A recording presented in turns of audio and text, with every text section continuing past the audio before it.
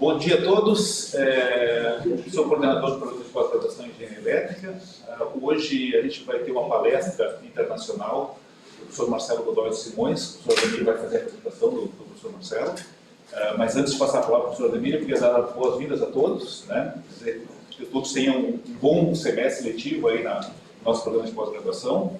Para aqueles também que vieram de outras instituições vizinhas, irmãs aqui, como UFSC, IFSC, e outras instituições, também tem pessoal online do TFPR, enfim, tem várias universidades aqui acompanhando a gente, então sejam todos bem-vindos, né?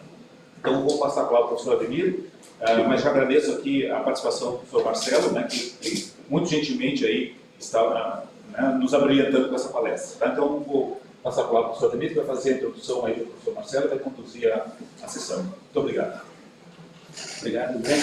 Bom, meu cordial bom dia a todos. Agradeço a presença de professores, alunos e da nossa audiência externa, através do YouTube.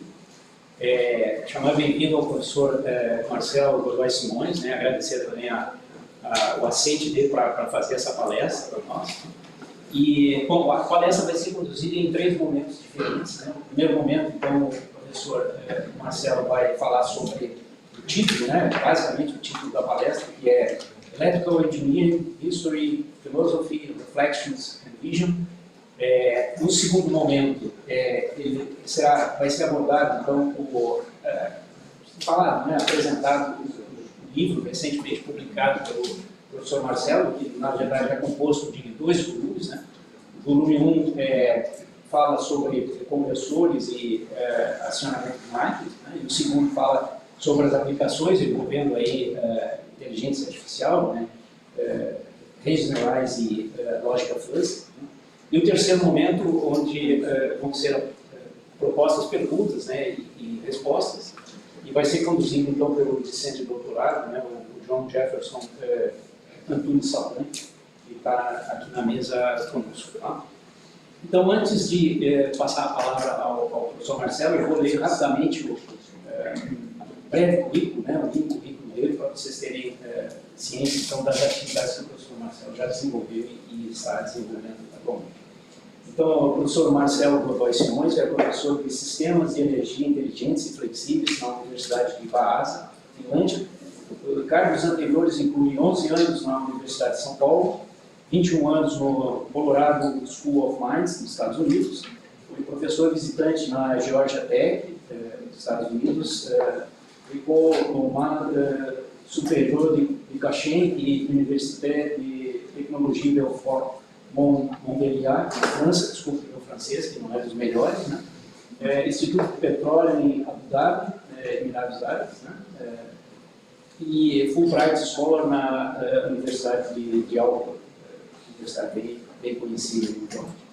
Ele desenvolveu então, várias soluções para eletrônica de potência baseadas em IA, inteligência artificial, para energia renovável, integração de rede inteligente, redes inteligentes, com várias aplicações avançadas, como conversão de energia eólica e modelo inicial de controle de automação de células de combustível.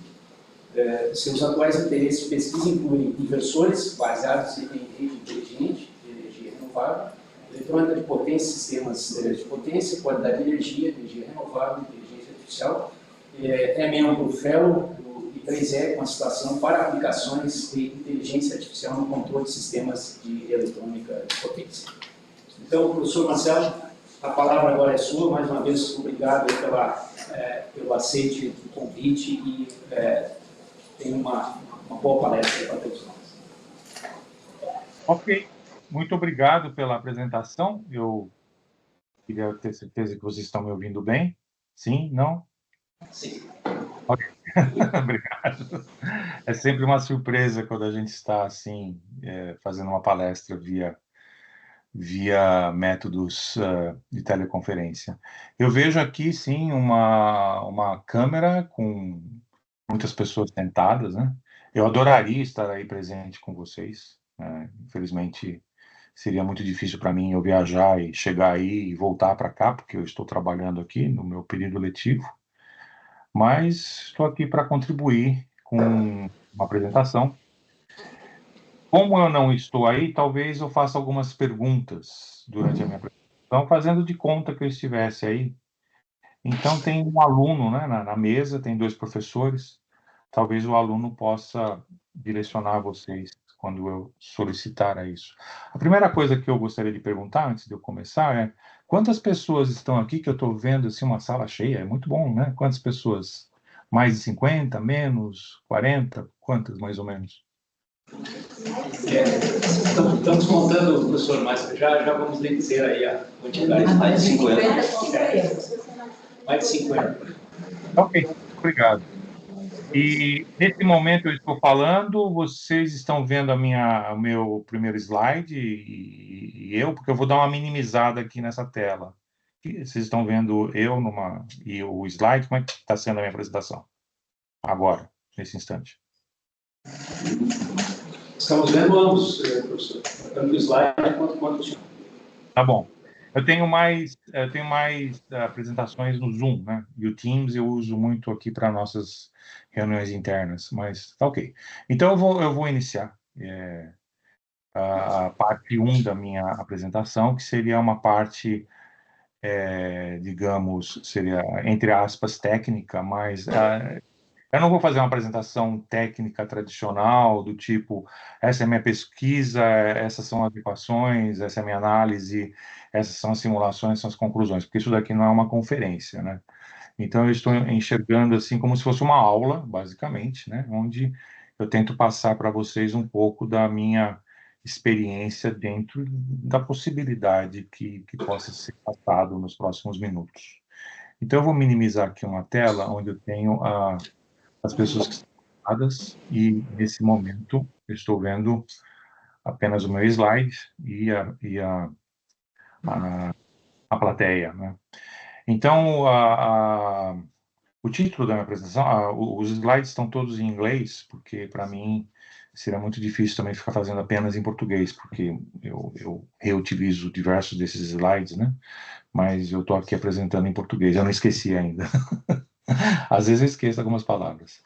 Então, a ideia aqui é falar sobre engenharia elétrica, um pouco de história, talvez até um pouco de filosofia, mas sem muito atenção à parte filosófica, porque isso faz parte de um artigo que eu estou escrevendo, e nós publicamos já uma parte, eu vou falar sobre ele. Algumas reflexões, visão, né? E mais ou menos no final dessa parte técnica, eu vou ter uma pequena cobertura, um pouco mais técnica em relação à, à minha pesquisa, né? Eu tenho trabalhado com diversas coisas nos últimos mais de 30 anos, quase 40 anos, né, desde que eu era aluno de mestrado, né, doutorado. Então a gente tem que contar. Muitos de vocês estão na pós-graduação, porque isso é a abertura da pós-graduação, né? Então, embora vocês sejam alunos, isso já é uma experiência profissional, né? Um dia vocês vão perceber que mesmo essa estadia na universidade foi um engrandecimento profissional também, né? Então, daqui a alguns anos, vocês vão olhar para trás e vocês vão acabar incluindo também essa época em que vocês são alunos. Atualmente, quando nós falamos de educação em engenharia, e principalmente na área de engenharia de eletricidade, há algumas expectativas, não apenas dos alunos, mas até dos nossos conhecidos, amigos, familiares e da sociedade como um todo, que nós estamos passando por um momento em que nós estamos vendo diversos problemas internacionais, né, devido a guerras, devido à economia, devido a geopolíticas, etc. E a gente sabe, como engenheiro e como cientista, que um dos fatores primordiais para todos esses males de poder social que assolam o nosso mundo, eles estão associados à energia, né? Quem que controla a energia? E ao se pensar e raciocinar sobre a nossa sociedade, nós sabemos que tudo, na realidade, começou a mudar muito nos últimos 200 anos, né? Então, a gente poderia posicionar inicialmente com a Revolução Industrial, porque isso é o que a gente aprende na escola, né? Mas a Revolução Industrial foi a revolução de você pegar o carvão, né? Queimar o carvão, e ter as máquinas a vapor. Então, essa foi a Revolução Industrial, né? E como eu sou uma pessoa muito curiosa e eu vou em diversos detalhes que algumas pessoas não vão, a Revolução Industrial, apenas para vocês saberem, né, ela começou porque o carvão ficou disponível, porque quando o Henrique VIII resolveu fazer a sua igreja, ele tomou todas as terras que estavam na Inglaterra, da Igreja Católica, e converteu como terras deles, e aquelas terras tinham carvão, né? Então, basicamente, ele começou a ter um acesso a uma área de carvão, né, na monarquia inglesa, que fez com que as pessoas começassem a queimar, e daí surgiu a ideia de fazer as máquinas a vapor, a Revolução Industrial. Claro que levaram mais alguns anos, né? Mas existe, digamos, um contexto, né?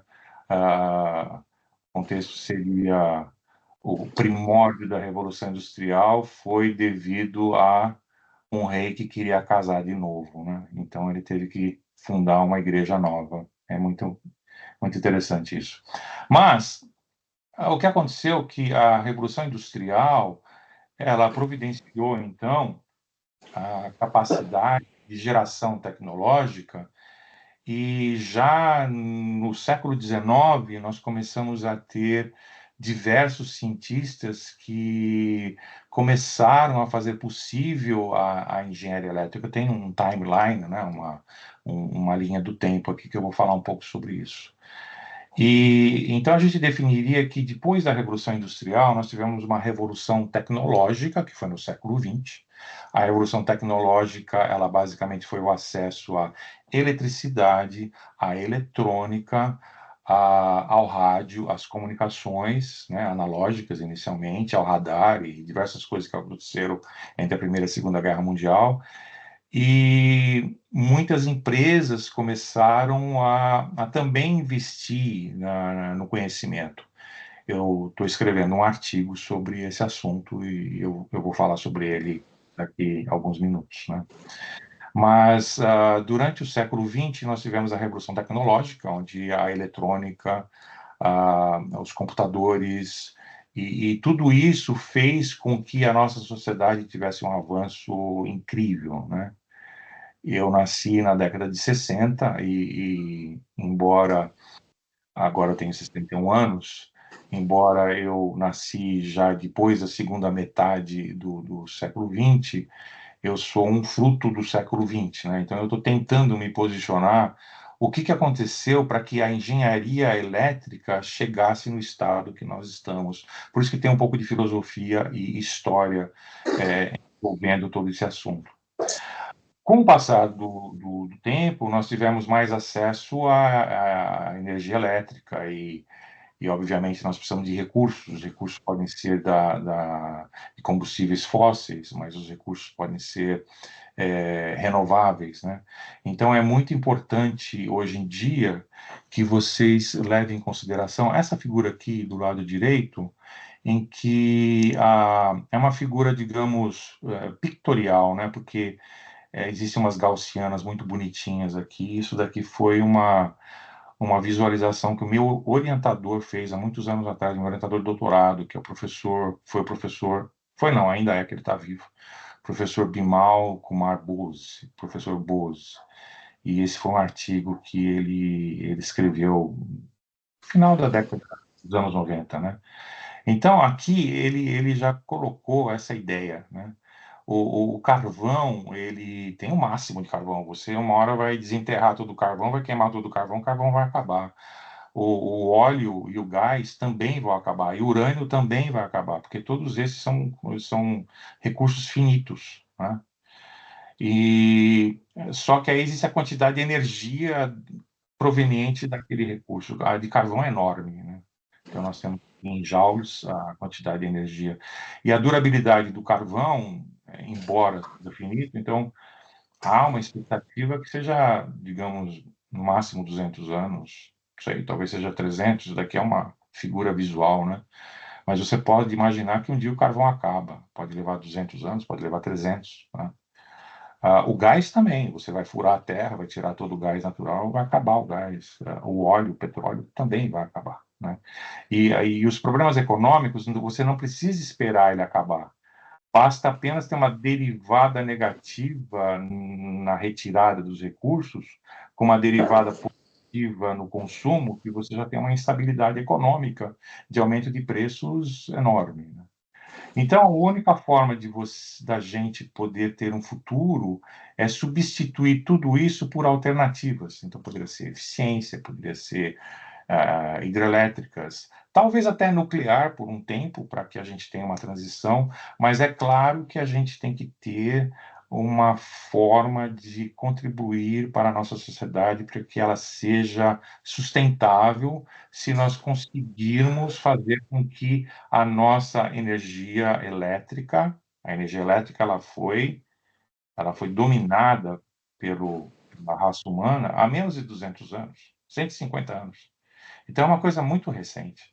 E a energia elétrica, ela existe porque cientistas e engenheiros conseguiram descobrir como é que você gera, como é que você produz eletricidade, como é que você pode armazenar, né? Mas ela não existe livremente na natureza, ela tem que ser, digamos, entre aspas, fabricada da forma correta, né? Então, essa dominação da energia elétrica, ela tem que ter um recurso, né, energético para que as fontes possam produzir essa eletricidade. Então, é muito importante isso para o nosso futuro. Nós estamos aqui que quero mudar de slide. Aqui. Nós não temos, infelizmente, um tempo muito grande para essa palestra, mas às vezes eu falo muito sobre a Nações Unidas e o Circular Economy. Então, economia circular, né? Quando eu dou uma palestra mais genérica na área econômica, eu falo um pouco mais disso, que são os 17 objetivos das Nações Unidas de sustentabilidade. Vocês podem ler aí de 1 a 17, né? E alguns são realmente muito importantes do ponto de vista social, né? Zero Hunger, Quality Education, Gender Equality, assim por diante. Então, quando a gente trabalha em função de uma sociedade mais justa, uma sociedade mais perfeita, uma sociedade mais inclusiva, então, pelo menos existe alguns padrões que sustentem esse tipo de desenvolvimento. A gente entende esses problemas como engenheiro, como cientista, nós até podemos entender algumas soluções e os benefícios, mas meio que parafraseando a Nike, né, que a gente vê o tempo todo, just do it, né, you have to do it. Então agora é o tempo em que nós temos que ter uma evolução ou uma revolução de energia verde, né, green technology, em pesquisa, em educação e na indústria. Um pouco mais voltado à nossa área de engenharia elétrica, isso que vocês veem na sua frente é como eu, professor Marcelo Godoy Simões, aprendi a parte de Power Systems e ainda é ensinado assim na maioria dos lugares do mundo inteiro. A gente imagina que o sistema tem a produção, né, a geração de energia, você gera a energia, você sobe a tensão através de subestações, a eletricidade viaja, né, por muitas centenas de quilômetros ou milhas, e aí nós temos novas subestações que abaixam para valores intermediários, a distribuição. Então, a gente diz que tem a geração, a transmissão e a distribuição, e na hora de estudar isso, a gente faz alguns modelos equivalentes. E o modelo equivalente, basicamente, é o modelo de Thevenin, onde você imagina que aqui nesse ponto do lado esquerdo vai ter o gerador com a sua impedância, aqui do lado direito vai ter uma carga, várias cargas, mas esse modelo, que é a forma tradicional de ensinar, modelar, analisar a transmissão e distribuição, ele é completamente ultrapassado. Então, uma das formas que a gente pode melhorar a nossa educação é já no segundo ou terceiro ano de engenharia, na hora que nós estamos ensinando os nossos alunos e alunas como analisar isso, já nesse momento enxergar isso de uma forma mais unificada e menos, digamos, cortada numa simplificação que na realidade hoje em dia não faz mais sentido. Então eu espero que eu consiga abordar isso logo em seguida. No passado, e esse passado é um passado remoto, né? Essa figura que vocês estão vendo aqui é coisa de 40 anos atrás, né? Talvez. 40 anos. Em alguns países pode ser que ainda exista isso, né? Mas num passado remoto, a distribuição de energia era unidirecional, nós tínhamos uma grande geração, né, digamos, fossil fuel, ou uma hidrelétrica com megawatts em gigawatts, e aí uma subestação, e aí tinha um operador de sistemas que telefonava para algum lugar ou para outro e dizia, aumenta esse regulador, faz isso, faz aquilo, porque nas próximas horas a gente tem que suprir essa energia, etc. e tal. E a energia era unidirecional, né? A eletricidade ela circularia aqui, se eu estivesse numa sala de aula, eu mostraria com um giz, né, na lousa, que circularia do lado esquerdo para o lado direito. Né? Mas a partir da década de 70, com várias coisas que aconteceram, principalmente nos Estados Unidos, que teve a crise dos países exportadores de petróleo, que desde aquela época perceberam que os Estados Unidos estava beneficiando os países árabes e tinha uma distensão médio. Então, tudo isso que vocês estão vendo aí na televisão, no jornal, que está acontecendo, né, atualmente na Palestina, com Israel, eu não quero entrar na parte política, tá? Mas o que eu quero te dizer é que eu, quando eu tinha 10 anos de idade, 11 anos de idade, e estudava geografia, a gente já discutia isso, a gente tinha medo de que fosse acontecer justamente o que está acontecendo hoje. Então, para mim, é muito chocante saber que nós ainda estamos, né, dependentes dessa geopolítica e talvez nós, como engenheiros e cientistas, possamos contribuir para que seja melhor daqui para frente. Aqui está um timeline. Esse timeline eu tenho diversas, digamos, formatos. Tem um que é comprido e tem 3 timelines. Ele está publicado no meu livro. E esse timeline aqui eu dei uma simplificada para o artigo que eu escrevi com o professor Paulo Ribeiro, que é professor na Universidade Federal de Itajubá. Nós resolvemos fazer um estudo educacional da engenharia nos últimos 100 anos, né? Então eu decidi usar esse timeline aqui, porque de 1812 até 1958 nós temos a primeira fase da engenharia de eletricidade. A engenharia de eletricidade ela pode ser marcada como início aqui. Você poderia até começar antes, com o Volta na Itália, mas o Volta fez uma pilha e ele na realidade não estava circulando. Ele não estava fazendo circuito, ele estava medindo a tensão e colocando uma pequena resistência, mas ele não estava preocupado com circuitos, foi uma pilha que ele inventou. Mas quem realmente descobriu que a eletricidade era um fluxo de algo foi o Michael Faraday. Ele fez a pilha dele, né? E aí ele fez uma eletrólise de sulfato de magnésia e aquela eletrólise fez com que materiais saíssem de um eletrodo, fossem para o outro. Então, ele calculou a quantidade de material que se deslocou e, através de um equacionamento eletroquímico, ele chegou à conclusão de que algo fazia com que o material mudasse. Então, já se tinha essa ideia que a eletricidade é um fluxo, né? Então, muitas das coisas que aconteceram entre 1812 até a descoberta do elétron, que eu não sei se eu coloquei aqui, mas foi um pouco antes da virada do século, foi aqui em 1898, algo assim, foi antes de virar para o século XX, que o elétron foi descoberto, a palavra eletricidade já existia. Então, a eletricidade não vem do elétron, tá? Quando você fala em eletricidade, ela vem da ideia de que a eletricidade era um fluxo. Talvez o elétron tenha esse nome devido à eletricidade, então não é o oposto. Então, hoje em dia, a gente tem aquela ideia de que eletricidade é o fluxo de elétrons, vamos calcular o caminho dos elétrons, quantos coulombs, etc. Tudo bem, você pode até fazer isso, mas não foi assim que aconteceu na realidade. Foram diversas coisas que aconteceram entre 1812 até a virada do século, né? Inclusive, aqui nós podemos ver o Maxwell, quando ele fez as 20 equações dele, né? 20? Não, professor, são 4. É, exatamente. São 4 porque o Heaviside, que foi o cara que estudou Maxwell e juntou tudo. Então, as equações de Maxwell, elas foram basicamente manipuladas pelo Oliver Heaviside. Eu tenho um artigo sobre isso. E o Oliver Heaviside é o cara que inventou o que hoje em dia a gente chama de transformação de Laplace. Não foi o Laplace que inventou a transformação de Laplace, foi o Heaviside. Só que aí existe digamos, um contexto que acabou sendo colocado no século XX para associar ao Laplace, ao invés do Heaviside. Bom, isso daí são coisas históricas, né? E, se vocês quiserem, tem até artigos sobre isso.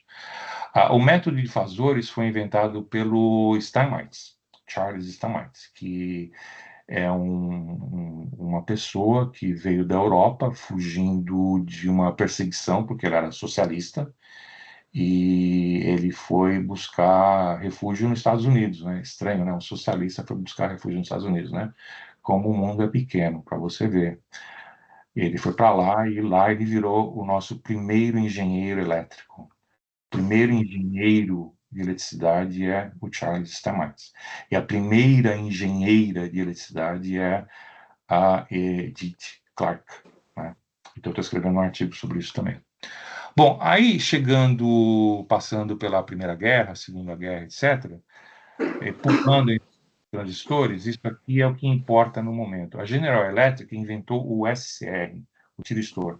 Então, o nascimento da eletrônica de potência, que é basicamente a área que eu me identifico, embora eu me identifique com várias outras áreas também, ela ocorreu em 1958. Eu nasci em 1963, portanto, eu nasci 5 anos após após o nascimento da eletrônica de potência. Então, eu tenho mais ou menos a idade da eletrônica de potência, porque eu nasci em 63, eu tinha 5 anos de idade, eu estava jogando bolinha de gude, empinando pipa e jogando peão na rua. Era isso que eu fazia com 5, 6 anos de idade, eu não ficava no iPad naquela época. Não, o iPad era muito chato, eu ficava fora de casa. Bom, aí, então essa primeira fase em vermelho é a fase que começa com a eletricidade, mostra aqui o nascimento da eletrônica de potência, e aqui tem diversas outras coisas que aconteceram que tem a ver com redes neurais, lógica fuzzy, computadores, veja aqui o backpropagation algorithm do neural networks. Então tem coisas aqui que são contemporâneas à minha geração, né? Porque em 1961 eu ainda não era nascido, mas na década de 80 eu já era aluno na Escola Politécnica da USP. Eu estudei lá de 1981 até 1985, quando eu me formei, né, como engenheiro. Trabalhei inicialmente, fui professor na Escola Politécnica da USP e eu fiz meu doutorado nessa época aqui, de 91 a 95. Então agora, por exemplo, está fazendo aniversário de quando o Linux foi feito. E eu lembro do e-mail que o Linus mandou na época que ele desenvolveu o Linux.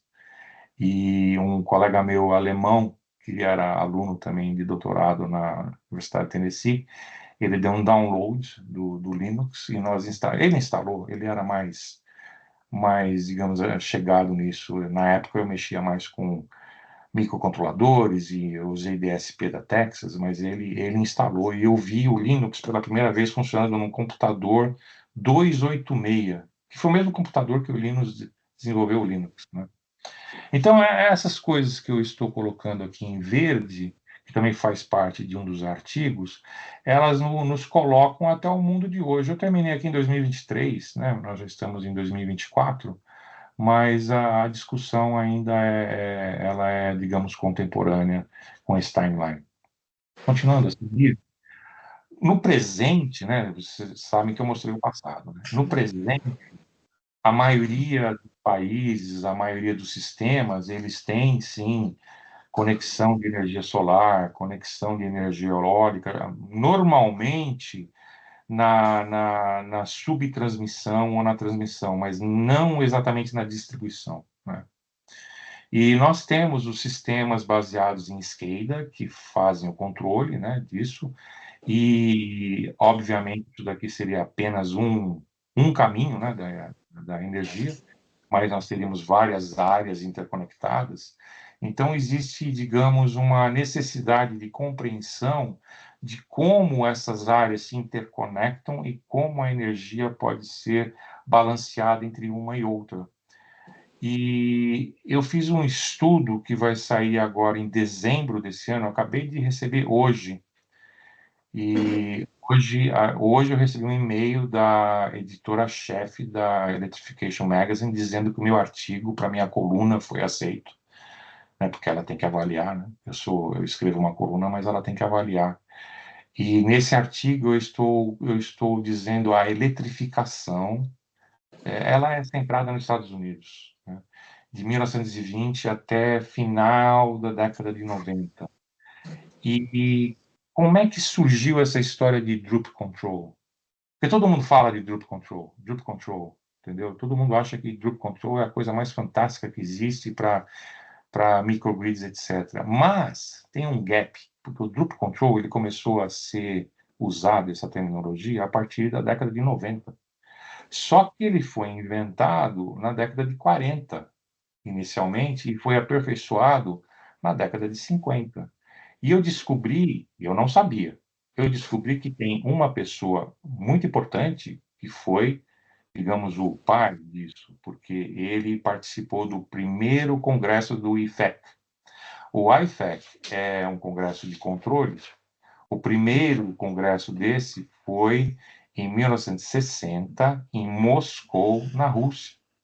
E lá ele fez uma sessão discutindo o controle do sistema elétrico na Europa e nos Estados Unidos, e ele publicou um artigo, e logo em seguida ele publicou um livro.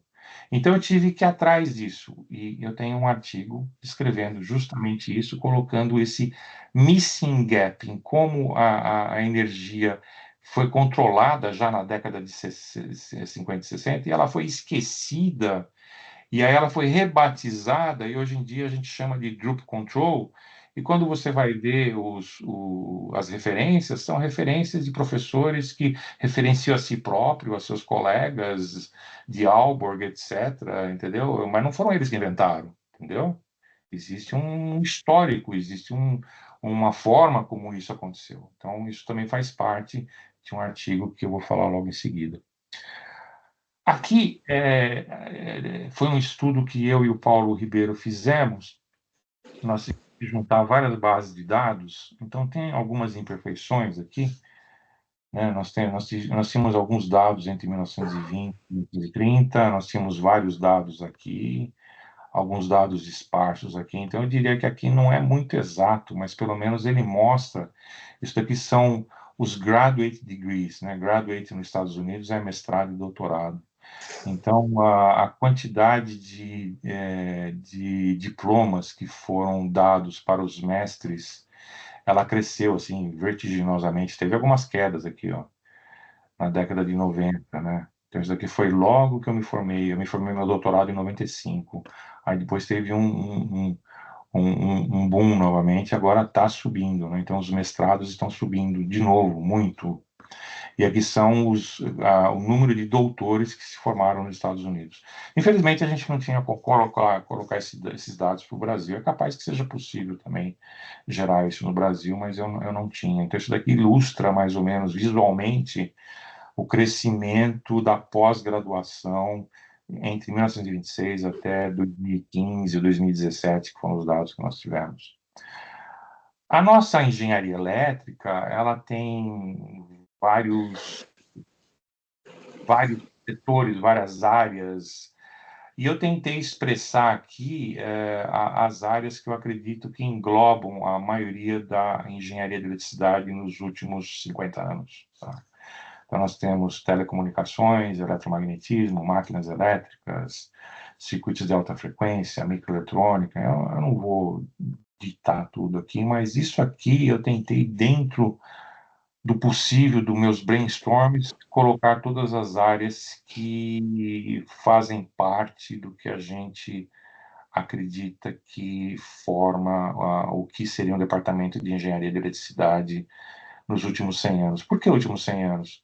Porque os departamentos de engenharia de eletricidade, eles surgiram a partir da primeira década do século XX. Eles não existiam antes. O que existiam eram departamentos de física, com algumas áreas de eletricidade, ou alguns grupos que estavam estudando, mas não tinha diploma de engenheiro elétrico, de engenheiro de eletricidade. No Brasil a gente não fala engenheiro elétrico, né? É que agora eu estou usando terminologia em inglês. Departamentos de eletricidade surgiram mais ou menos na virada do século e se estabeleceram durante a Segunda Guerra Mundial. Então, a engenharia de eletricidade, de Electrical Engineering Departments, eles são recentes, na realidade. Eles, na realidade, não têm 100 anos. Nós estamos em 2021. Faz mais ou menos 100, 120 anos no máximo que nós temos departamentos de engenharia de eletricidade.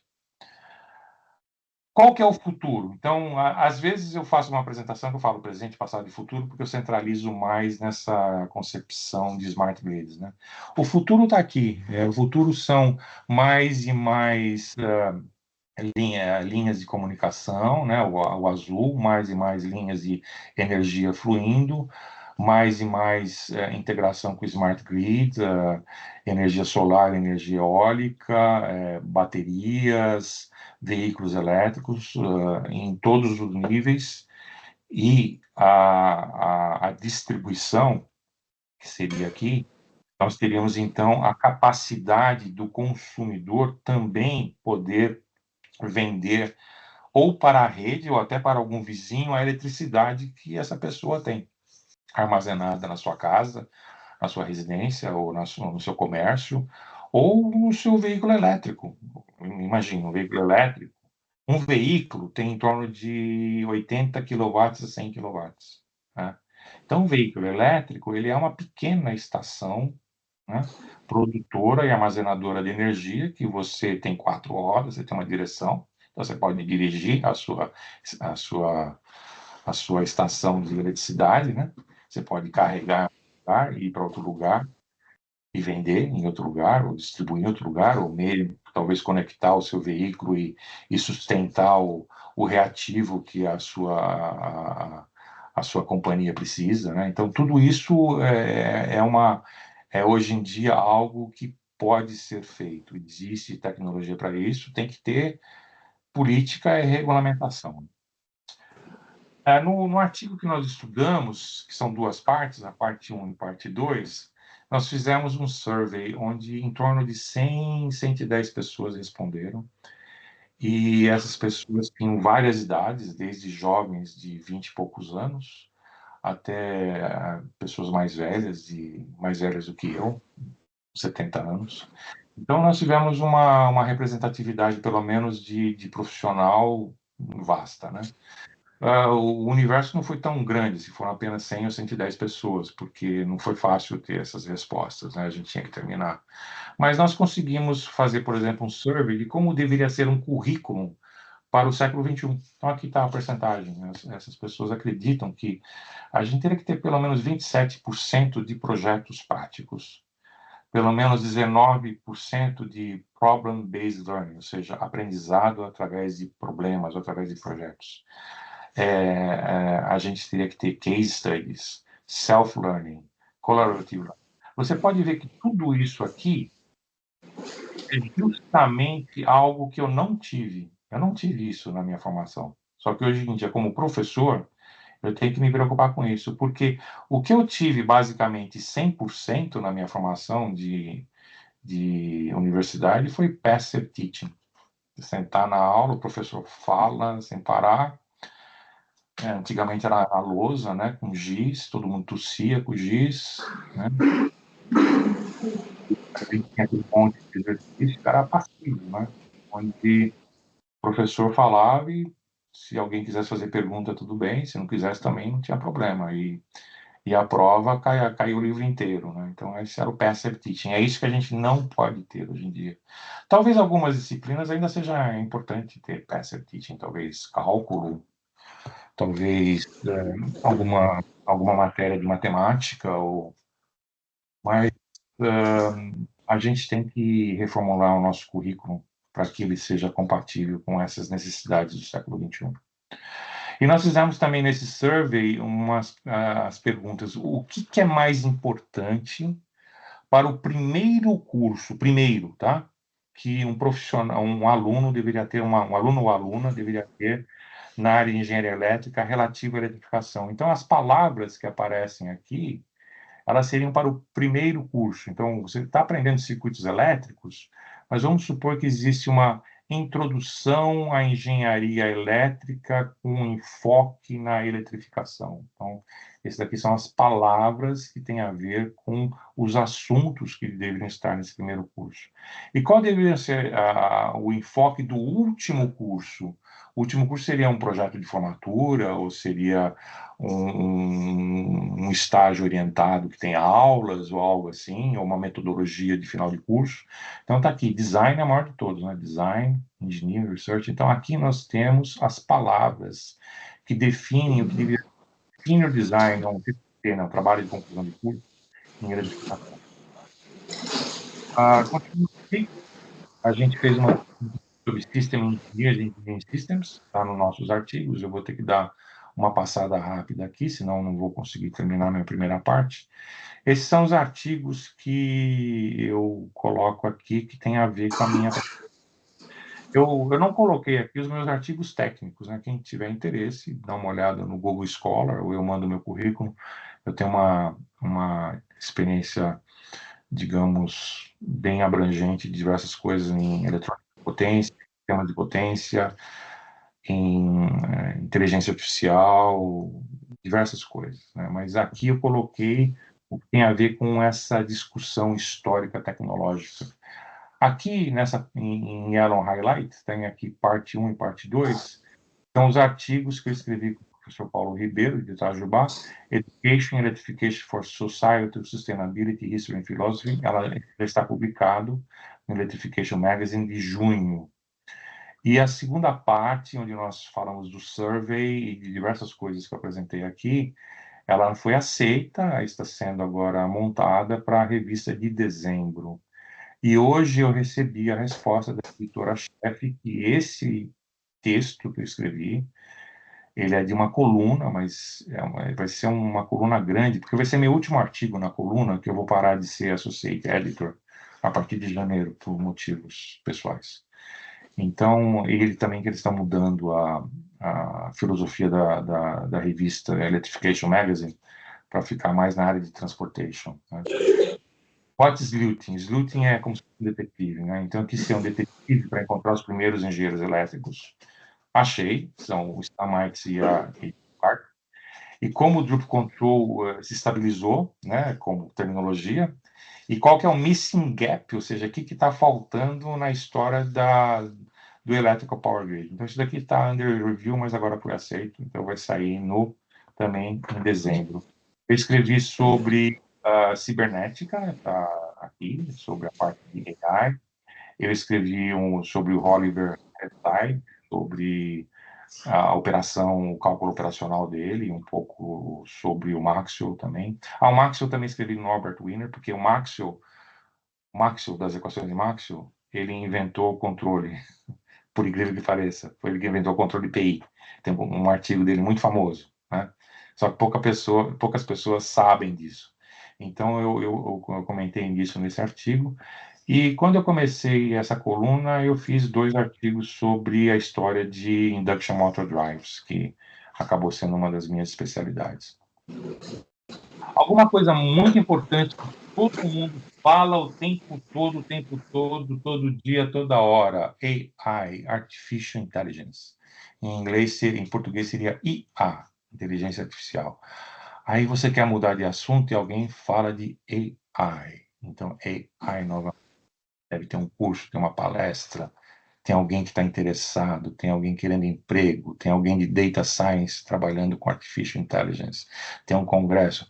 Aí você fala, nossa, o pessoal está falando de AI, será que nossa, mais AI? É AI todo dia, toda hora, o tempo todo. AI, Artificial Intelligence. Meu Deus do céu, será que tem isso? AI, e correr o bicho pega. Então, você vai ter que enfrentar tudo isso.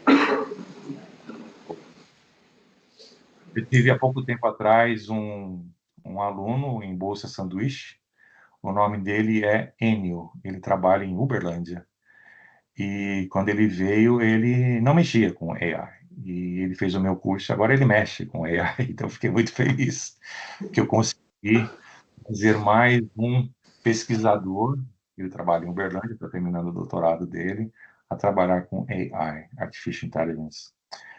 Pergunta, eu peço ao aluno que está na mesa, nessa sala, por favor, ao aluno que está na mesa, nesse momento, pergunte às pessoas aqui, quem de vocês nasceu em 1991 ou depois desse ano? Levantem as mãos. Aí o aluno vai contar, e a minha próxima pergunta, quando ele Acho que é melhor voltar ao contrário. Você pode falar 100%, mas eu não acho que Contrário, para contar mais fácil. Eu acho que uns 80, 85% está nessa. É o contrário, é um pouquinho complementar. Ok, então é 80 ou 90%? O pessoal da mesa ali também. Então, em torno de uns 80%, 80% da sala. Quanto? 80% mais ou menos assim. Ok, 80% de vocês que estão assim, aí sentados levantaram as mãos. Portanto, vocês nasceram ou em 1991 ou depois. Portanto, várias coisas. Primeiro, vocês são mais jovens que meus filhos. Certo? Então, vocês poderiam estar na mesma idade que meus filhos têm, ou até menos, né? Eu já sou avô, né? Então, os meus filhos nasceram, um nasceu em 88, e a minha filha nasceu em 90, porque em 1991 eu fui para os Estados Unidos fazer meu doutorado, né? E em 1990 eu já estava estudando lógica fuzzy. Em 1991, quando eu cheguei lá no professor Bose, em Knoxville, nós começamos a trabalhar com lógica fuzzy. E nós fizemos algumas coisas. O meu primeiro artigo que eu publiquei na vida, primeiro de todos, foi numa conferência do IEEE Industry Application Society em Toronto. Eu viajei para Toronto com a minha família, inclusive nós pegamos o carro, saímos de Knoxville, fomos para Toronto, levamos o dia inteiro de carro. Era um carrinho velho, era um carrinho japonês, e ele aguentou bem, né? E nós chegamos em Toronto, eu, minha esposa, meus filhos, que eram pequenos, eles foram passear, eu fui para o congresso. Eu apresentei um artigo lá. Esse artigo era como utilizar lógica fuzzy para avaliação de Power Electronic Waveforms. Apresentei. Um dos professores que eu me lembro que estava lá nessa época era o professor Germano, que também é de Toronto. É de Toronto, também é de Itajubá. Mas ele estudou no Canadá. E ele trabalhava com Expert Systems. E um colega dele, também de Itajubá, que é o professor Luiz Eduardo Borges da Silva, trabalhava com um pouquinho de lógica fuzzy. Então, essa parte de lógica fuzzy já é antiga até, né? E ela... Só que ninguém na área de eletricidade, nem aí. Os meus artigos eram recusados, porque eles não achavam que era um artigo sério, né?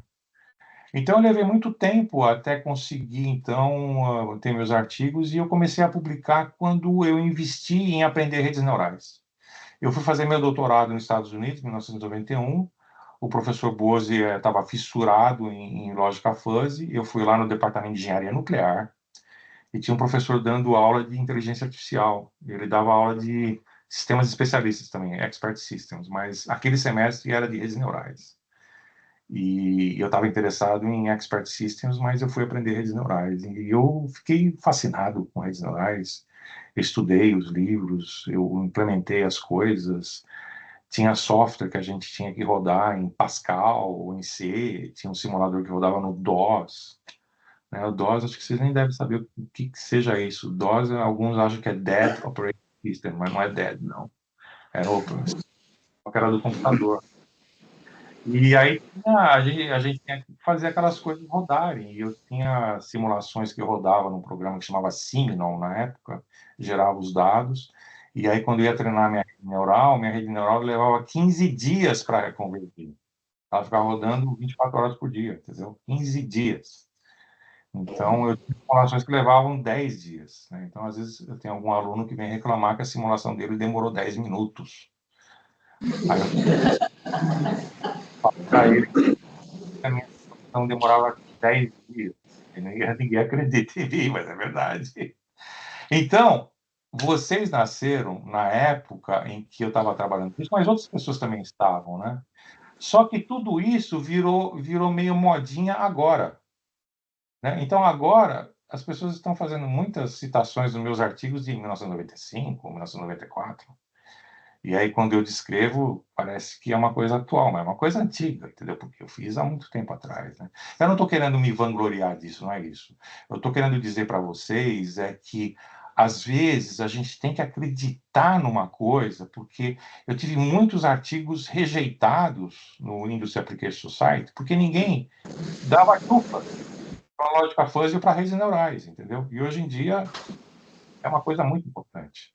Então, quando você acredita em algo, siga em frente, siga fazendo a coisa certa até o momento que você acertar o seu caminho.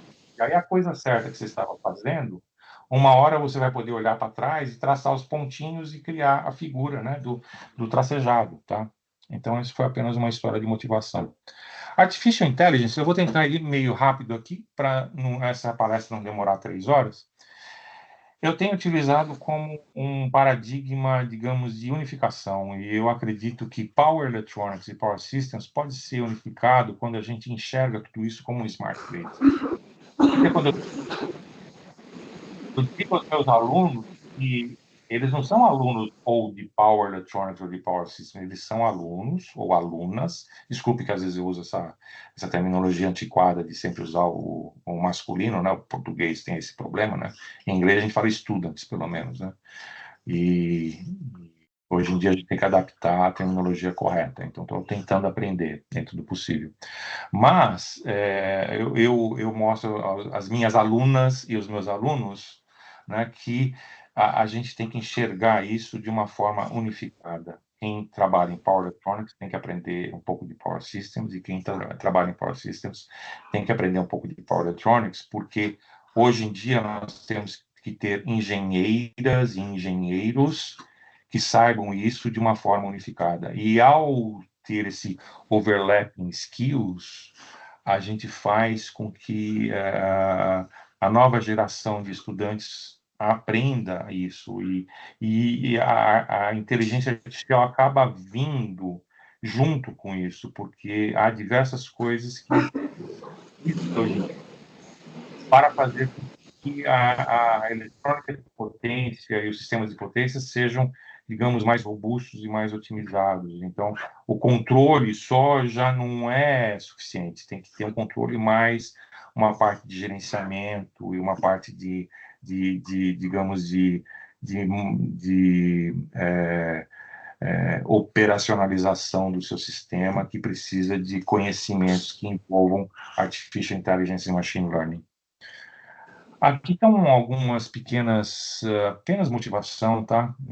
Como é que seria uma Artificial Intelligence para Smart Power Systems, por exemplo, em uma wind farm, nós mediríamos vários sinais do vento, vários sinais da turbina, poderíamos medir coisas da caixa de engrenagens, do gerador, do conversor, poderíamos até fazer algumas análises baseadas em Fourier, wavelets, e isso tudo nós entregaríamos para um sistema que faria, através de uma aprendizagem, né, um treinamento para dizer se, por exemplo, aquela wind farm está em excellent conditions, ou maybe ela está com problemas específicos que podem ser, digamos, direcionados pelo operador. E nos últimos anos, uma coisa que se fala muito também, além de AI, é Digital Twin. O Digital Twin ele surgiu na década de 70 com a indústria aeronáutica, né? As primeiras espaçonaves que foram para fora da Terra e os aviões de longa distância, quando o negócio está no ar, está voando, né? Seja no planeta Terra, ou seja indo para o espaço, você não tem mais conexão. Então, você tem que fazer uma simulação na sua estação de controle e se comunicar com o piloto ou com o astronauta. Então, isso daí é a ideia do Digital Twin, é ter um modelo que é simulado de algo que está em tempo real, para que a gente possa fazer estudos de problemas que podem estar acontecendo lá na vida real e talvez direcionar, ou através de comunicação, né? Ou através de controle. Então, esse é o Digital Twin. Hoje em dia, Digital Twin é algo importantíssimo para que a engenharia eletrônica, a engenharia de eletricidade seja, digamos, modernizada em suas aplicações. Eu publiquei um livro faz 3 anos. Esse livro é Intelligence for Smart Power Systems, Fuzzy Logic Neural Networks. Eu publiquei esse livro baseado nas minhas anotações, né? Eu dou aula disso desde que eu me formei no doutorado, que foi em 95. Eu dei aula na USP, inclusive, de lógica fuzzy e redes neurais. Eu fui professor da USP até o ano 2000.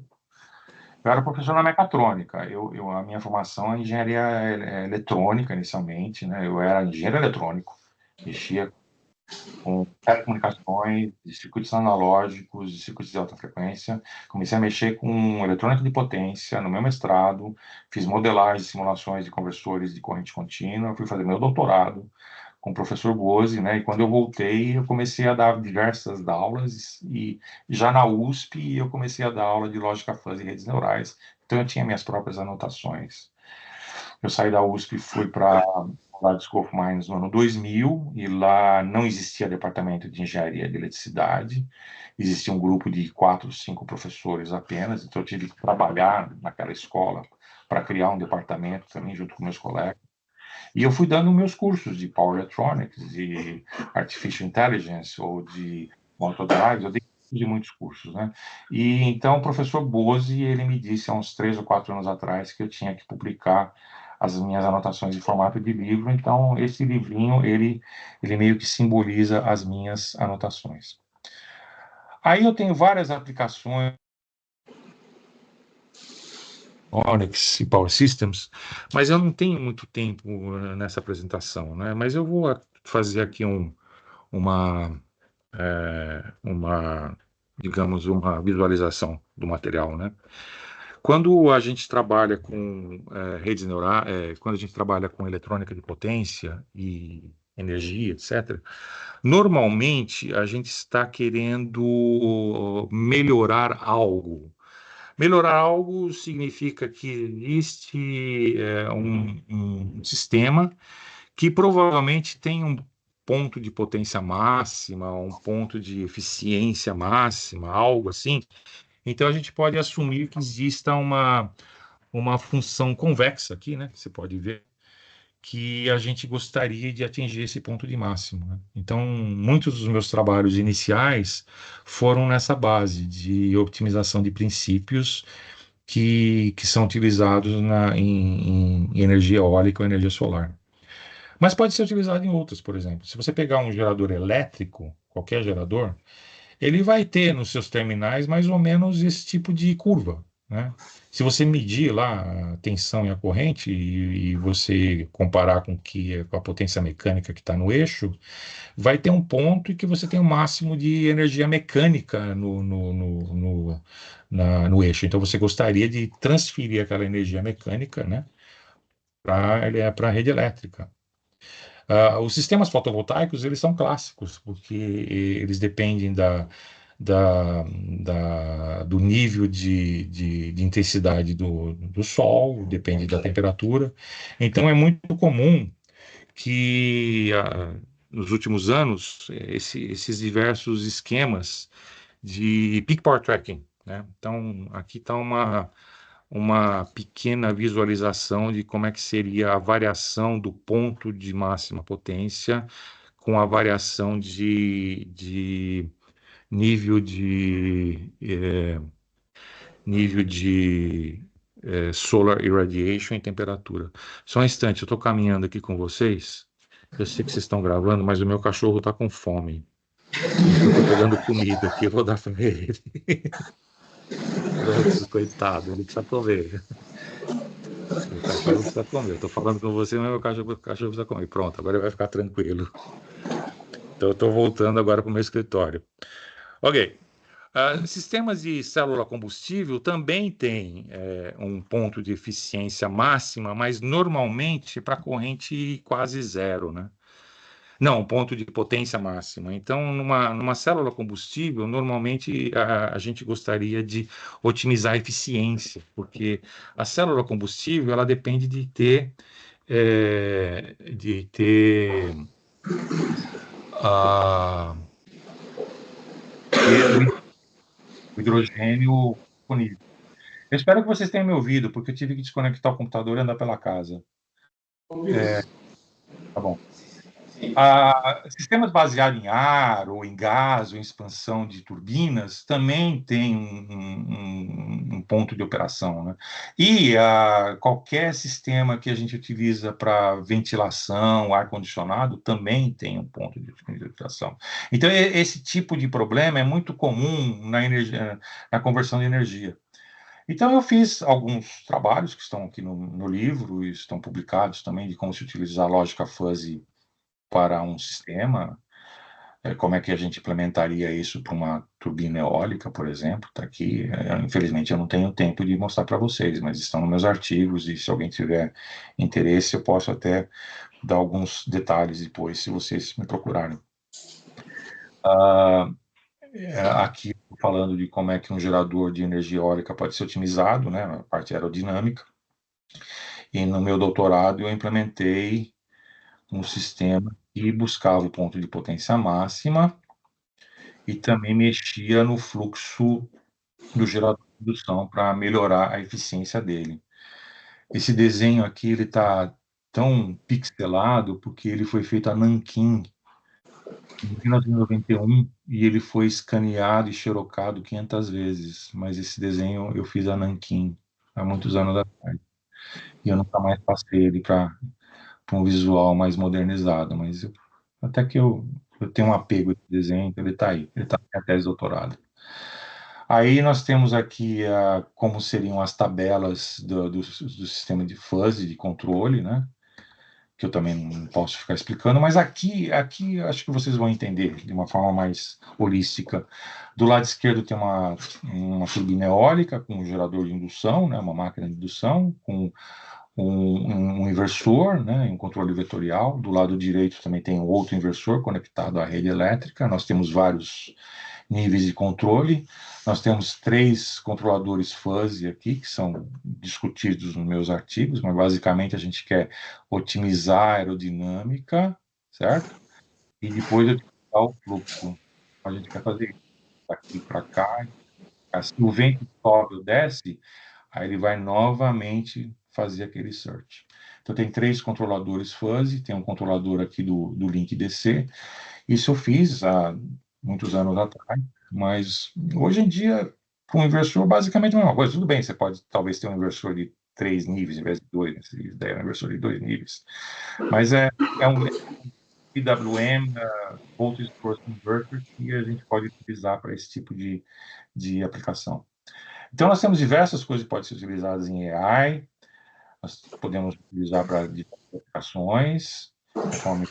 E hoje existe uma grande ênfase em Deep Learning, e o Deep Learning, na realidade, ele é mais simples, por incrível que pareça, do que uma rede neural, porque o Deep Learning ele usa uma função de transferência que é linear, então as contas que você faz no Deep Learning, elas são mais simples do que as contas que eu fazia no Backpropagation na década de 90.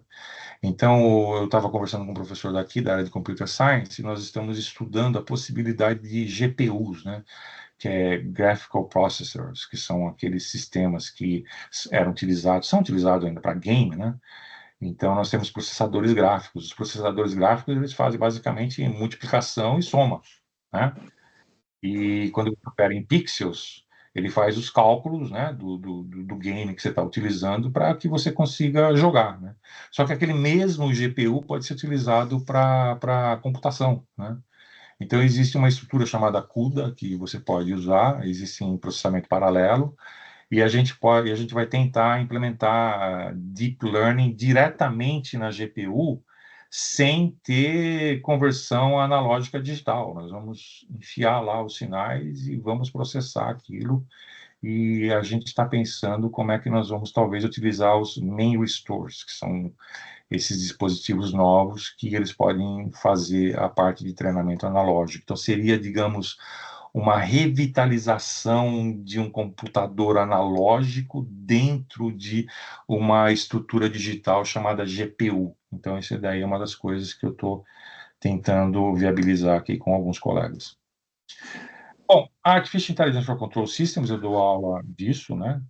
E na Universidade de Vaasa nós temos alunos que estão trabalhando com isso, nós temos um laboratório de pesquisa, e eu já recebi 2 brasileiros aqui. Eu não sei quanto tempo eu vou continuar aqui ainda, né? Não vai ser pro resto da vida, não. Eu não pretendo continuar morando na Finlândia, não. Finlândia é um lugar difícil para ficar, né? É do lado, é Polo Norte aqui, né? Aqui não é fácil, tá? Então, uma hora a gente vai embora. Esse daqui é meu livro, e esse daqui seria o final da primeira parte. E a segunda parte, que eu vou ter que pegar um outro PowerPoint. Por que eu vou falar nesses 2 livros? Porque 2 brasileiros são os editores desses 2 livros, e muitos capítulos são de professores e pesquisadores brasileiros. Então, deixa eu ver, que horas são? Nossa, eu já falei um montão, 6h10. Desculpa, eu vou ser bem breve na minha parte 2. Se fosse uma aula mesmo, eu ia dar um tempo, falar para vocês ir no banheiro, relaxar um pouco, mas infelizmente não dá. Existe alguma pergunta nesse momento em relação a essa primeira parte, ou vamos deixar as perguntas para depois? Que eu tenho uma outra apresentação que eu não vou me estender tanto, né? Eu quero ter uma parte de perguntas e respostas mesmo mais no fim. Eu acho que podemos deixar para depois, professor, para dar sequência aí, conforme a gente tinha pensado, planejado. Então, você quer que eu entre já na segunda parte? Isso, exatamente. Tá bom. Vamos lá. Eu tenho que share novamente, só um instante. Share screen.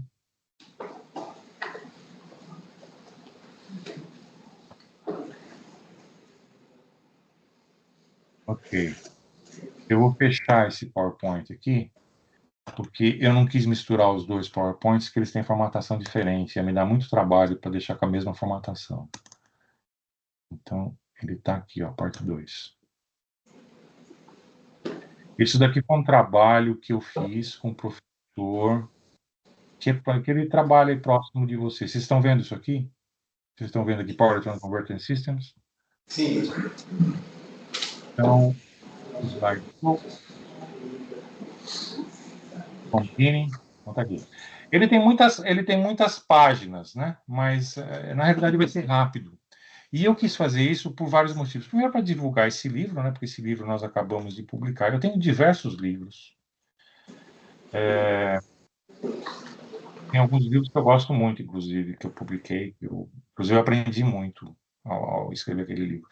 Mas esse livro aqui tem um histórico interessante. E a minha ideia é que o Tiago, que trabalha aí perto de vocês, ele é professor na Federal de Santa Catarina.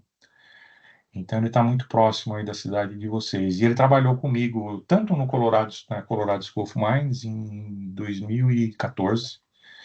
Eu me lembro que foi antes de eu ir na minha Fulbright Fellowship em Aalborg.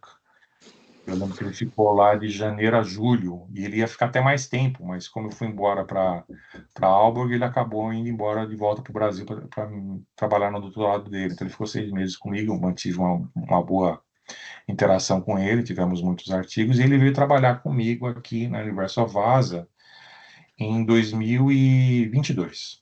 Ele chegou aqui em 2022, foi embora em 2023, e ele está de volta na Federal de Santa Catarina. E nós fomos convidados a fazer a segunda edição desse livro, porque na primeira edição nós tínhamos um capítulo em conjunto. Só que o professor que fez a primeira edição, ele se aposentou, é o Andy, lá de University of Nevada em Reno, e ele se aposentou e ele não queria mais fazer. Então, o nome dele está nos copyrights, mas nós que fizemos essa nova abordagem, porque A primeira edição era um volume só, nós fizemos 2 volumes, nós aumentamos muito o número de capítulos, então foi um trabalho intenso, porque nós tivemos que contatar todo mundo, e tivemos que receber, e tivemos que revisar, etc. Mas eu fiquei muito feliz, porque o Thiago também, ele foi muito parceiro mesmo, trabalhamos em conjunto, foi muito bom. E no final, vários professores brasileiros também tiveram seus capítulos, né? O primeiro livro, ele fala de conversores e acionamento, basicamente. E o segundo livro de aplicações. Mas, na realidade, era para ser um livro só. Então, se você imaginar que isso é um livro de 28 capítulos, que nós dividimos no meio e fizemos uma capa diferente para metade de cada um, porque uma capa é um trem azulzinho, a outra a capa é um trem verdinho, que é a mesma foto, né? Só que foi colocado um filtro. Mas aqui está, né, sobre os editores, eu, o professor Marcelo, o Tiago, professor na Federal Universidade de Santa Catarina, ele está aí em Blumenau. Não, ele é membro do grupo da UFSC em Blumenau, mas ele é professor aí. E aqui seria, quais são os capítulos? Capítulo 1 seria semicondutores. Então, nós temos esses autores, né, e eles cobriram, inclusive, Silicon Carbide. Capítulo 2, conversores multinível. Você pode ver que já tem nomes brasileiros aí. O Thiago é coautor, mas o professor Pomilho, é um grande amigo meu de longa data. Inclusive, ele esteve aqui. Ele esteve aqui o ano passado numa conferência, e esse ano eu organizei uma... No ano passado foi uma conferência, que não foi organizei, e esse ano foi um workshop que eu organizei, um workshop de Artificial Intelligence e Machine Learning in Energy Transformation. Então, o professor Pomilho está aí, eu conheço ele desde a década de 80, professor Nós temos Multi-Input Converters, que foi feito pelo pessoal da Texas A&M. Eu sou muito próximo também do professor Toliat, que é professor lá na Texas A&M. Aí nós tivemos Modular Multilevel Cascade Converters, e vocês podem ver aqui alguns nomes de brasileiros, né, professores lá da Federal da Paraíba. Eu também estou próximo deles, eu sempre fui muito amigo deles, eu conheço o Cursino há muitos anos, o professor Edson, sempre foi muito próximo, nós sempre nos encontramos em congressos, eu já fui para Campina Grande várias vezes. Então nós temos aqui mais um capítulo de professores brasileiros de conversores multilevel modulares, que podem ser colocados em cascata. A parte de conversores matriciais, esse professor de Louisiana. Conversores soft switching, vocês podem ver nomes brasileiros aqui. Paulo Peixoto Praça e o professor Luiz Carlos Gomes de Freitas. Ele é um professor que eu conheço também há muito tempo, porque eu trabalhei com o pai dele. Nós tivemos trabalho, eu e o Luiz Carlos Gomes, pai. Então, quem conhece esse professor, não tem problema nenhum falar isso, a gente chama de Pratinha. Então, o pai era o Pratinha. Então, se o pai era o Pratinha, então o filho virou Pratinha também, Pratinha filho. Né? A gente chamava eles de Pratinha, de onde eles são. Então, o pai, o professor Luiz Carlos, sou amigo dele, ele se aposentou, mas a gente teve vários trabalhos também. Depois eu tive trabalhos com o filho dele, que é professor lá em Uberlândia, e o aluno dele esteve trabalhando comigo aqui o semestre passado. Eles escreveram esse capítulo. Aí tem a parte de Z-Source Converters, você pode ver que tem um cara famoso aí, que é o Fred Blabierk, professor lá de Aalborg. Aqui estão mais alguns outros professores que são também brasileiros, né? O Luiz Carlos, eu passei vários capítulos para ele, porque eram capítulos da primeira edição que os autores não queriam mais fazer e eu não queria tirar o capítulo. Então, ele fez o capítulo, né? Um outro capítulo, que eu achava que o material era importante. Então, eu mantive coisas que o professor Luiz Carlos conseguiu colaborar e escrever, acho que 3 ou 4 capítulos, se não me engano.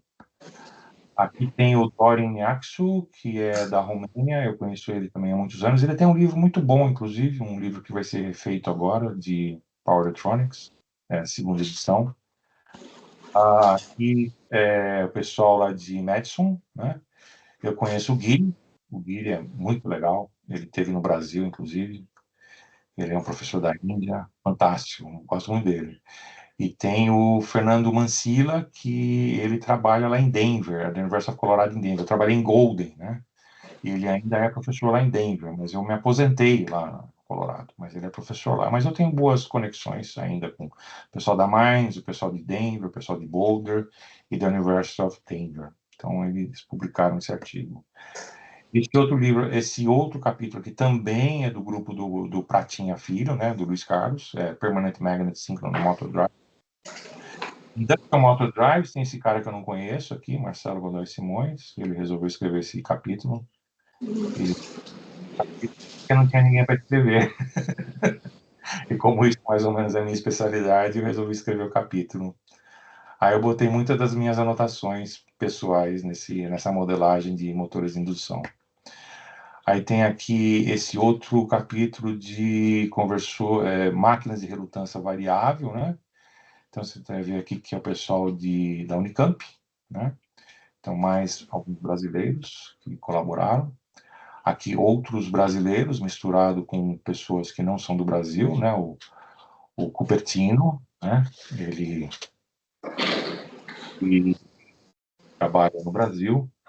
Ele agora está em Juiz de Fora, né? Mas ele acho que era da UFMG, se não me engano. E o Everton, eu conheci o Everton também. Ele estava lá em Aalborg, na mesma época que eu estava. Esse Hard in the Loop for Application Power Electronics é com o Thiago, comigo e com o professor Rano, aqui da Finlândia. O Wind Energy Systems é o professor Farré e o Humberto, lá da Federal de Santa Maria. Eu tive vários livros com o professor Farré, ele é um grande amigo. Trabalhamos juntos há muitos anos, desde 2002. Eu conheci o professor Farré em 1998, quando ele foi num congresso que eu organizei no Brasil, Induscom. O Induscom ia sumir do mapa. E eu realizei o Induscom em São Paulo, e aí o Induscom ficou no mapa. Então ele existe até hoje aí, né? Porque se eu não tivesse realizado o Induscom em 98, ele ia sumir. Vocês nunca tinham ouvido falar. Mas como eu realizei em 98, eles mantiveram o IAS e continuou, né? Então, parece que o Induscom ele existe. E eu conheci o professor Farré no primeiro Induscom que a gente... Não era o primeiro Induscom. Aqui está o Eduardo Mujad, que era do National Renewable Energy Lab. Hoje ele trabalha em outra universidade, ele se aposentou, e alguns outros colegas. Eles trabalham com Photovoltaic Energy Systems aqui, mas o Ed Mujad ele é especialista em Wind Energy. Aqui é Battery Management for E-Mobility. E aqui tem diversas pessoas, eu não conheço todas, mas eu conheço o professor Sheldon Williamson, um grande amigo meu, que é professor lá agora em Ontário. Ele fez doutorado na Concórdia, em Montreal. Eu conheço as pessoas da Concórdia também. Tem um brasileiro trabalhando lá, o Lopes, que ele era da Federal do Pará. E o Sheldon Williamson, ele trabalhou na Concórdia com doutorado, e depois ele foi ser professor lá na Ontario University. Esse daqui é um outro capítulo de CDC Switch Capacitors. Alguns professores da China, eu fiz contato com esses professores de Beijing University, particularmente o Zhang, aí eu convidei ele para fazer esse capítulo.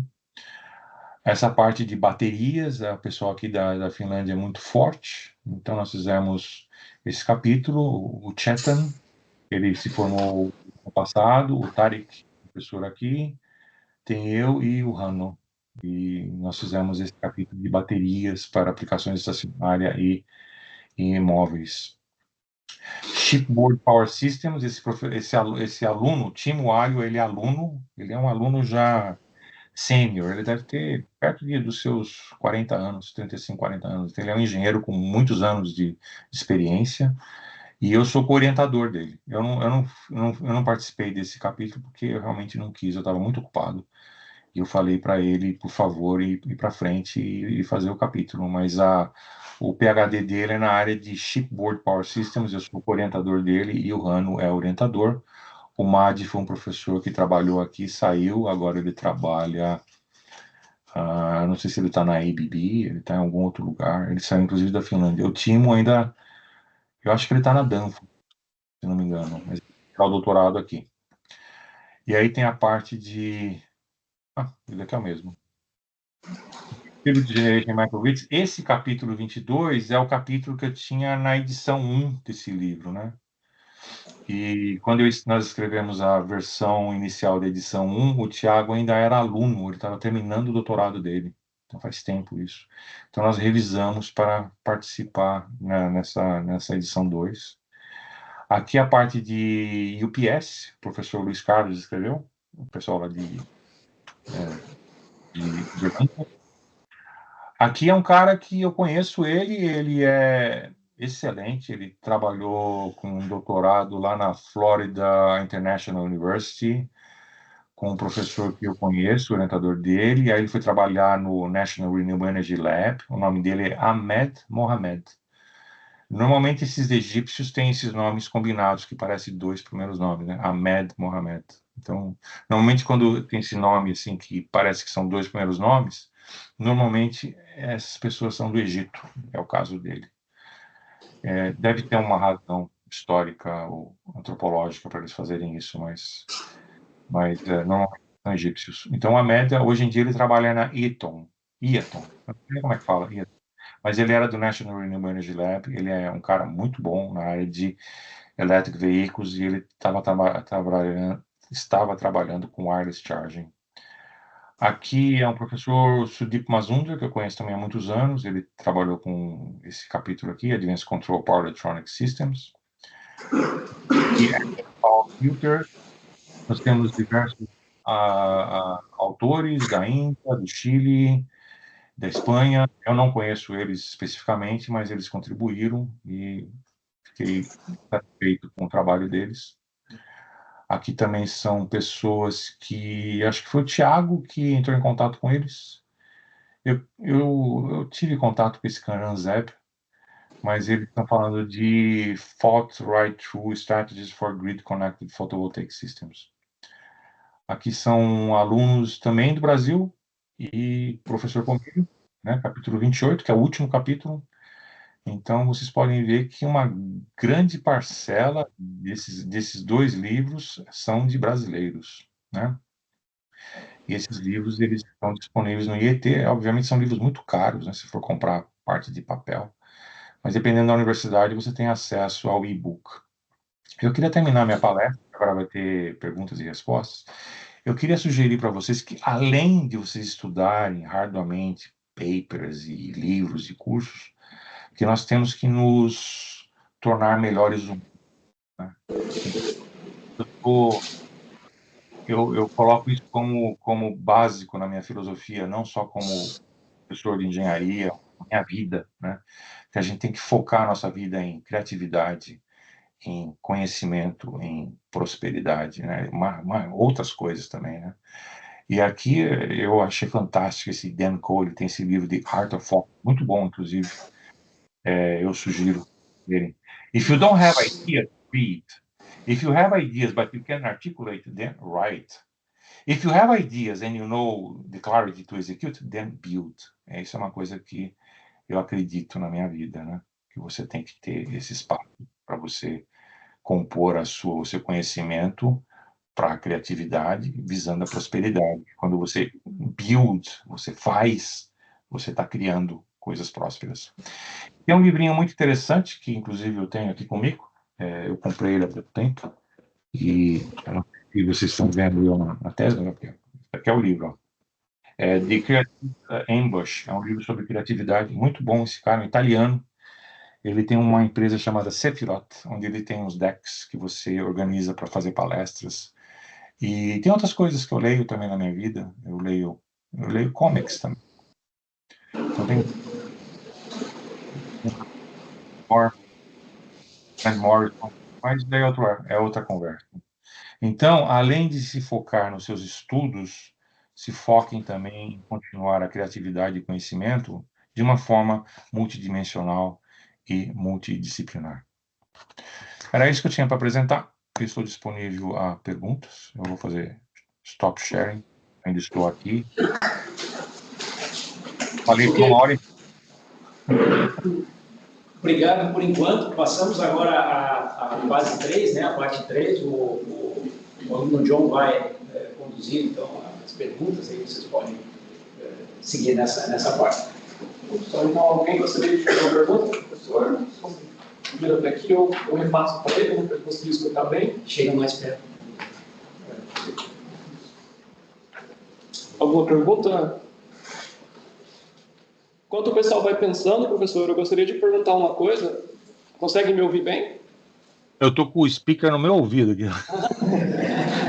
Mas mesmo assim está me ouvindo bem. Estou te ouvindo bem. Quando o senhor apresentou aquele currículo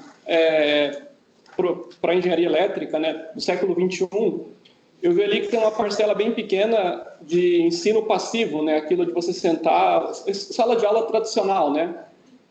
Isso. Aquele currículo, aquela proposta de currículo, seria para todos os níveis de ensino, desde a graduação até mestrado, doutorado, ou deveria ser adaptado? Porque eu penso assim, né, na área de, sei lá, distribuição de energia elétrica, que você chega num certo ponto em que você necessita de estar na ponta do conhecimento lá. Mas você precisa de muitas coisas básicas, né? Que nem o senhor comentou, cálculo, desde fluxo de potência.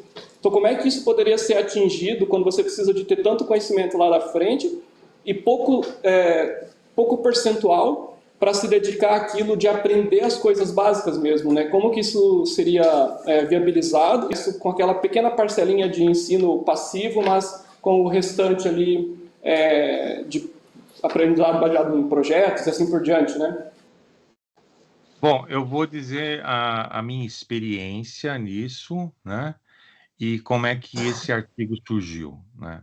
A minha experiência nessa parte de, digamos, fazer um currículo em que os alunos participam e compartilham, ela na realidade começou na USP, porque eu fui aluno e fui professor da USP, né, na Poli, até o ano 2000. E em 1999, o diretor da Poli fez os professores da Poli, não todos, mas eu me inscrevi e eu fiz o curso, fazer um treinamento que era um professor da Unicamp, professor Mazzetti.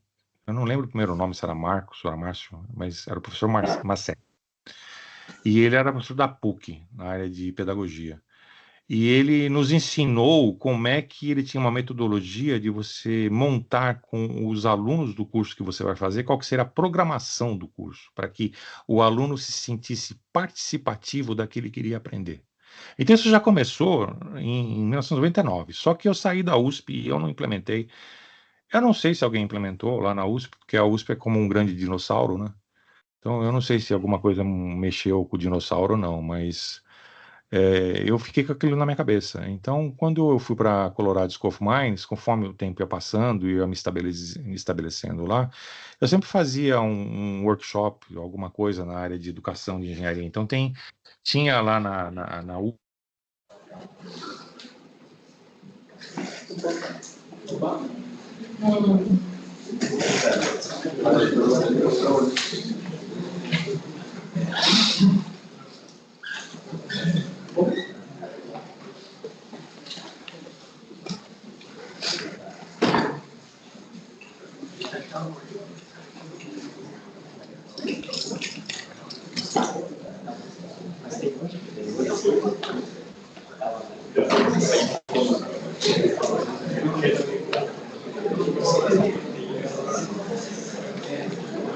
Uma pergunta?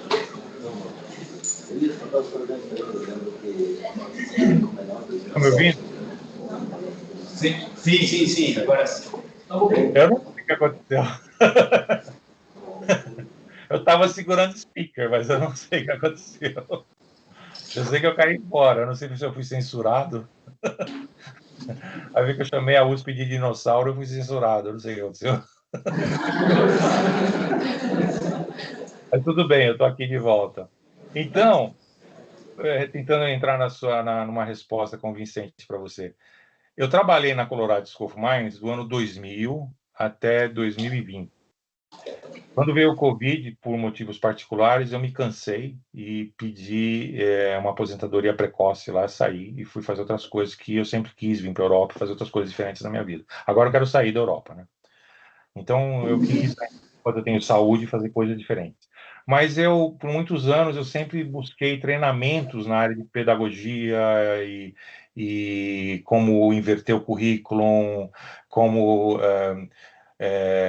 programar um curso baseado em PBL, que é o Problem Based Learning. Quando eu fui para a Dinamarca, em 2014, uma das coisas principais era ver como é que o currículo deles era PBL, né? Então, isso sempre esteve comigo, e eu sempre tentei fazer meus cursos irem mudando para eles não serem passivos, né? Sempre. Eu não posso dizer que todos esses princípios que nós colocamos nesse artigo eu implementei, mas eu sei do valor deles, né?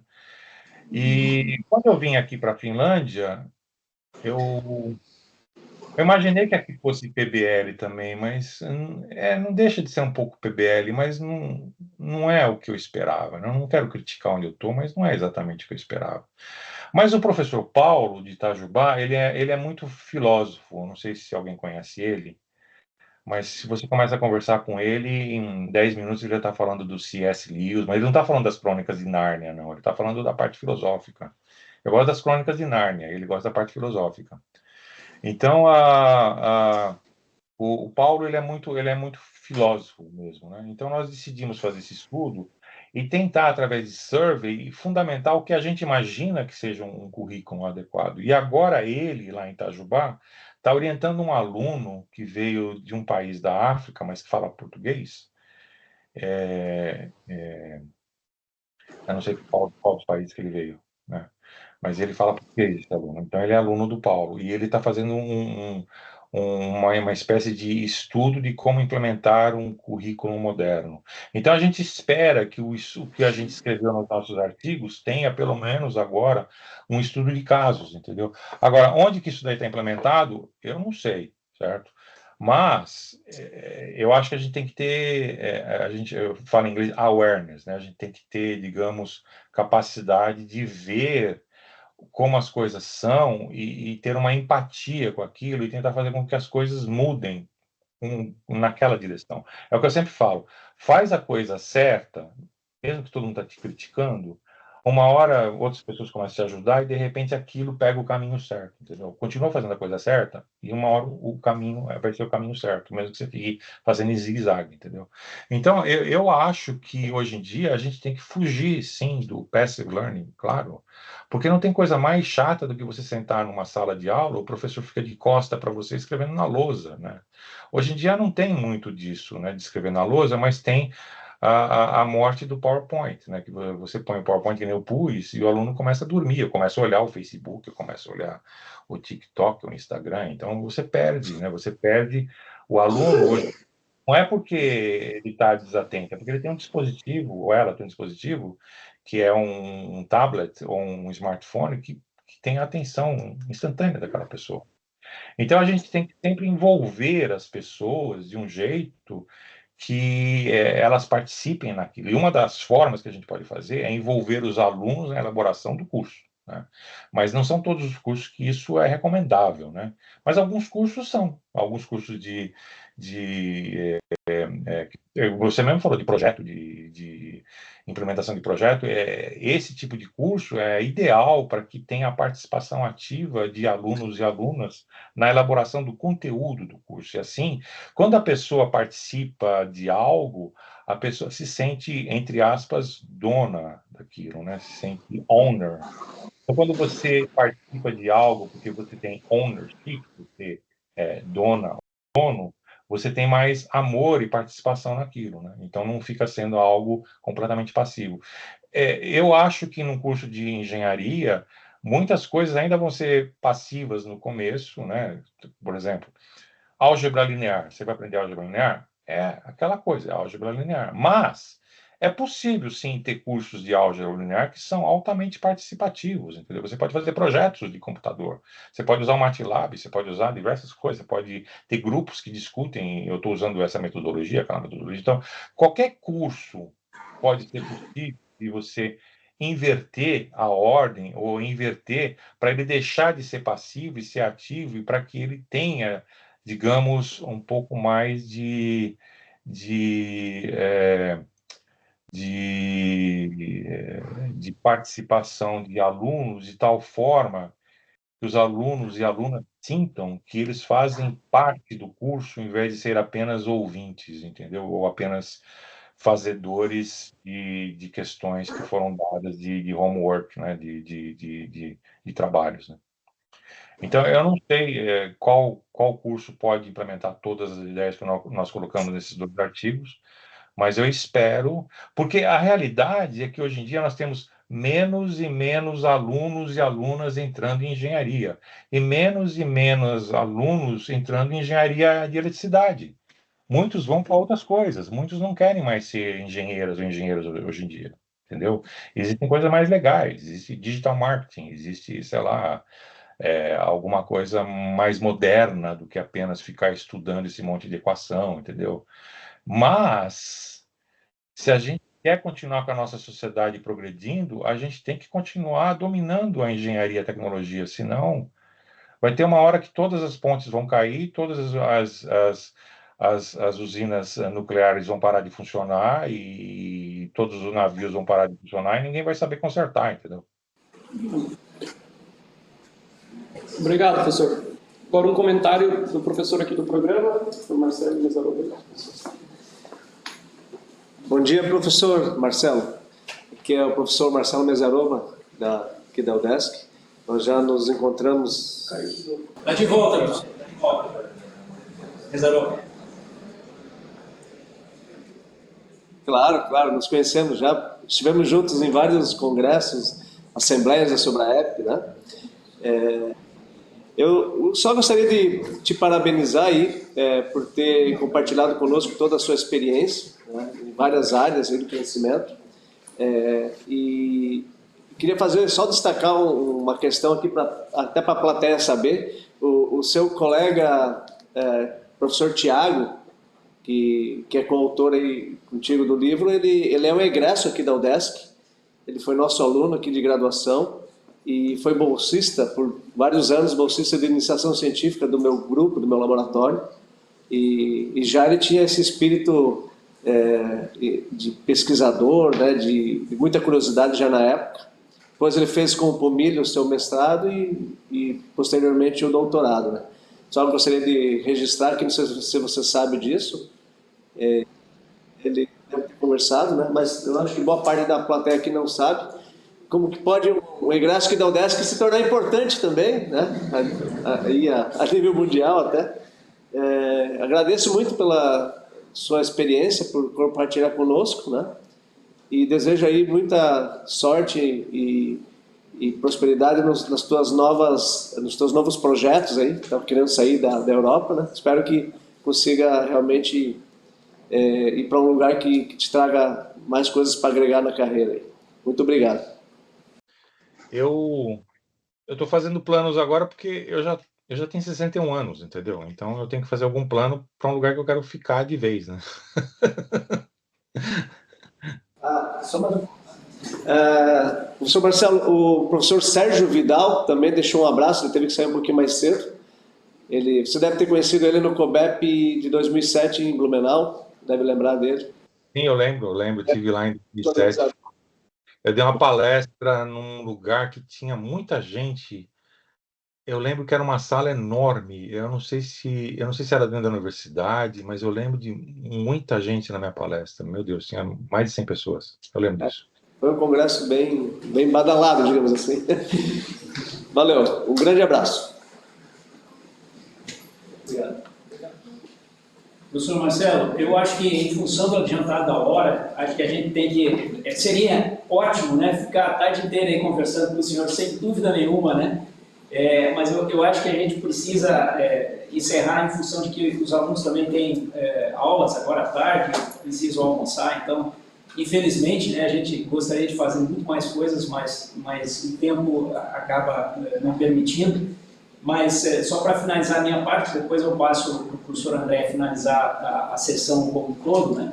Queria agradecer imensamente, né, assim, a sua disponibilidade, o tempo que o senhor dedicou, né, e sobretudo esses insights que eu acho que o seu trabalho, a sua trajetória agora é muito mais importante, né, do que eventualmente algum avanço tecnológico ou alguma outra questão mais de paper ou de, né, de inovação que o senhor venha a produzir. É claro que isso também é importante, mas sobretudo essa sua visão, né, essa sua experiência, a história, a filosofia, um pouco, os alunos, eu acho que a maioria, né, das pessoas, se não todas, gostam de história, de alguma forma ou de outra. E a engenharia, essa nossa área é muito estéril de histórias, e a gente tem uma história lindíssima, né, para mostrar, digamos, para divulgar em função, eu digo nós, a engenharia em si, né, como mesmo o senhor colocou, né, e essas suas timelines são absolutamente fantásticas, né? Essa foi uma das digamos assim, importantes noções e informações que o senhor trouxe e que já tinha despertado a minha atenção. Então, de novo, né, para não me alongar mais, né, agradecer imensamente, esperamos contar, né, com a sua colaboração de uma ou de outra forma em outras ocasiões, né, e, enfim, sucesso aí na sequência, né, da sua carreira, né, e certamente o senhor ainda tem muito a agregar, né, especialmente pelos insights que o senhor vem dando aí, para essa gurizada nova aí que não sabe quase nada da história, né, porque não se conta muito isso. Isso é, eu acho, na minha visão, absolutamente fundamental. Então, muito obrigado mais uma vez, professor, pela paciência, né, e pela sua dedicação aí à engenharia elétrica, né, à nossa área. Bom, passo a palavra ao André.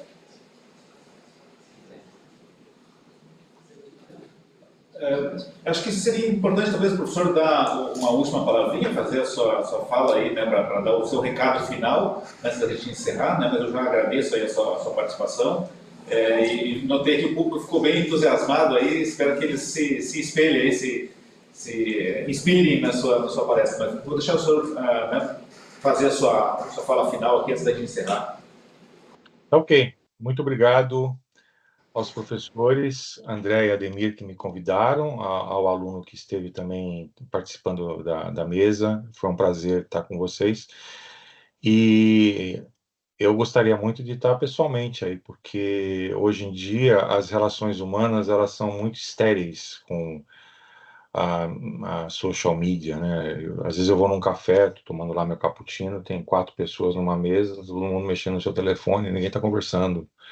Eu sou de uma época que eu empinava pipa, entendeu? Então eu acho assim muito importante essa parte de contar histórias, porque enquanto a gente conta as histórias têm um fundamento, a gente pode motivar as pessoas. Eu espero que eu tenha motivado os alunos e alunas. Eu desejo a todos do programa que sejam muito bem-sucedidos e sucedidas e que consigam atingir seus objetivos e publicar os seus artigos e conseguir seus diplomas e ter uma carreira excelente, porque o nosso mundo daqui para frente depende desses alunos e alunas que estão agora, né? Porque eu vou me embora, muitos vão embora também, e eles vão estar aí. Então, eles que vão ser responsáveis para mudar a sociedade para melhor, porque nós precisamos de pessoas motivadas, positivas, criadoras, focadas no conhecimento, na prosperidade, só isso. Então, eu desejo a todos tudo de bom. Muito obrigado. Obrigado, professor Marcelo. Antes de encerrar, eu queria fazer um registro aqui importante também da participação do Grupo PET, que está completando 30 anos, agora em agosto, né? Um excelente grupo aí que tem no Brasil, aqui em Joinville tem esse grupo estabelecido aí há 30 anos, tem uma contribuição muito grande aqui no Departamento de Engenharia Elétrica. Também o Grupo Estudantil de Robótica Móvel também está com a gente aqui, e outros grupos, né, que estão presentes, então eu queria fazer um agradecimento especial para eles. Agradecer também mais uma vez ao professor Marcelo, né, pelo seu tempo, seu precioso tempo aqui, dedicação, né, pela sua brilhante palestra. E a gente está encerrando por aqui, agradeço a participação de todos. Né, e depois, caso alguém tenha interesse em conversar, o professor Marcelo sempre receptivo, né, podem entrar em contato com ele, escrever um e-mail para ele, que eu tenho certeza que ele vai ficar feliz em poder responder possíveis perguntas de vocês. Tá bem, professor? Muito obrigado pela sua apresentação, pela sua colaboração. Tenha uma boa noite.